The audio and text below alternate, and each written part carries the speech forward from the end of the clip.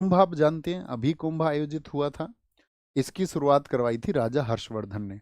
यानी कि राजा हर्षवर्धन कन्नौज के, कन्नौज पड़ता है यूपी में, वहाँ के एक शासक थे। सन 606 से लेकर 647 तक शासन किया था कन्नौज में, किसने? राजा हर्षवर्धन ने। तो राजा हर्षवर्धन ने पौराणिक कथाओं के अनुसार, आप जानते हैं कि एक समुद्र मंथन हुआ था। समुद्र मंथन सुना है आपने? समुद्र को मथा गया था वासुकी सांप के द्वारा। एक तरफ देवता लगे थे, एक तरफ असुर लगे थे उसमें।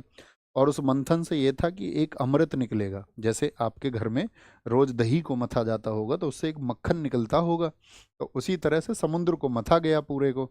अब और इतनी बड़ी रई कहाँ से लाई गई होगी? तो रई रखा गया मंदराचल पर्वत को, तो उससे अमृत निकला। उस अमृत को झगड़ा हुआ देवता और असुरों के बीच में।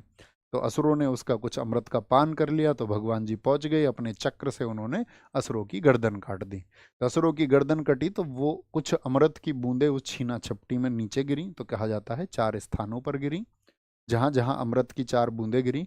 और जहाँ जहाँ रक्त और हड्डी गिरे, तो कहते हैं जहाँ रक्त गिरा वहाँ प्याज का निर्माण हो गया, और जहाँ हड्डी गिरी वहाँ लहसुन का निर्माण हो गया, इसीलिए खाना नहीं चाहिए। और कहा गया साथ में आपका जो 4 जगह जहाँ पर अमृत की बूंदें गिरी, वे हरिद्वार, प्रयाग, नासिक और उज्जैन है। 4 जगह पर आपका अमृत की बूंदें गिरी।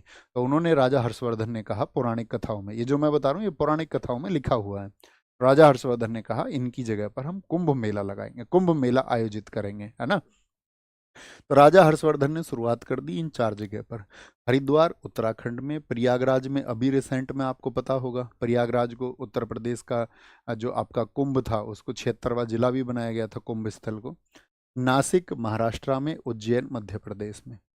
कुंभ की अगर हम बात करते हैं, कुंभ 3 वर्षों में, अर्ध कुंभ 6 वर्षों में, पूर्ण महाकुंभ जो है, पूर्ण कुंभ सॉरी 12 वर्षों में, और महाकुंभ जो इस बार आयोजित हुआ 144 वर्षों में। ठीक है, 46 वर्षों में। कजली को याद रखना है, आयुर्वेद को याद रखना है, श्रावणी को